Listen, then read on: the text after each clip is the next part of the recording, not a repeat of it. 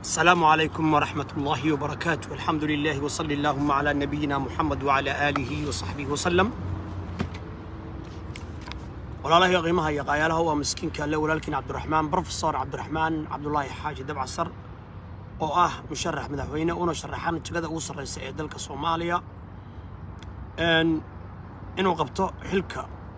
وقصر ريا دلك الصومالية صوماليا waa dal qurux badan dadka Soomaaliyeedna waa dal qurux badan haddii ilaahay qadaro oo idmo inaan ku guuleystane waxaan ka shaqeynayaa islaamnimo dhab ah walaalnimo dhab ah iscafin dhab ah isu tanaasul dhab ah waxaan hirgelin doonaa inaan dhiso dawlad loo dhan yahay oo la wada leeyahay oo la kala xigin oo la wada ilaalsado oo cid maroqsan karta iyo cid isxijin karta iyo cid la buubi karta iyo cid sheegan karta iyadoo inay leedahay ay isu jirin isku awood leeyahay ka ugu sareeya ka ugu hooseeya wax laan dheere iyo wax laan gaab la yiraahdo ma aqoonsan anigu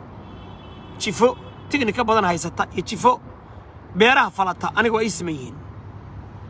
xaqa iyo seefta xaqa ayaa dadka lagu maamulayaa ilaahay idinkiis run يا هيرك الوضع دولة الروم كنا غيانو نجعليسي جروبي زيم قبيليزيم إيزيم نو محا دالك الدن أوه محا دالك الدن أوه محا دين الدن أوه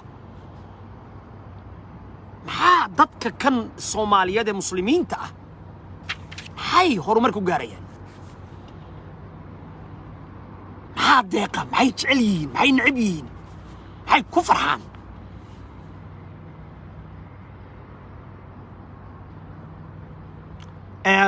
شعبك وإلا تحقلي شعبك وحربه محوج عليه شعبك وحد يقضي إن الله يأمر بالعدل والإحسان ويان أن ضدكيغا حيبين وقت فربضن مدة فربضن إنا يكون فهمان قيمها دولة لماذا إلي فهمان ضد كان waxaa ku dhacday xilli jaahiliin ayiin oo geela ay raaci jireen iyo iyagu isku aqli yihiin oo ay ahaayeen dad qaaqaawan oo warma sita oo diintoodii jaahiliinka ah oo gumaysanayay ayagoo warmihii wata oo qabiil isu laaya ayay gumaysigii iska kaciyeen waxaan ka hadlayaa fatradii ugu dambeysay oo diinta aan jaahiliin ka noqonay laakiin diintu waxayna soo gaartay xilligii مدينة انتي سنقارين the city of Rasulullah مقالة النبي الله محمد مدينة انتي سنتقين بين دين تسوقارتي جيسك أفريقيا أرض الهجرتين حلي واحد على فترة مركة أن جاهلين دين تاني كان نقولوا جيلة إنه أنسكو عقل نقولنا أو ضد كانوا سلينيين أو ورمائي ستين أو أي قاونايين نقول سيدي يا قميسكو نو يمد ورميه بان لسو قالناي مقالة دولة نما waxaa noogu horeysay waa intii gumaysigu naga tagay dawlad noocay doontaba ha ahaatee 22 sano ayay dawlad rasmi ah Soomaaliya u jirtay dictator dheh kaligi taliya dheh waxa rabta dheh 22 sano waa 22 sano dawladnimo ay dhamisay macaankeeda la tariga ugu xoog badan luqadeedii qoratay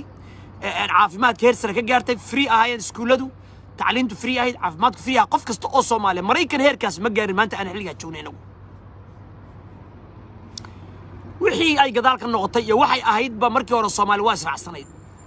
على السماتر أو بيرها لو قلت تشيس أبان أوسري ودرباح تشري قبيلة الشكل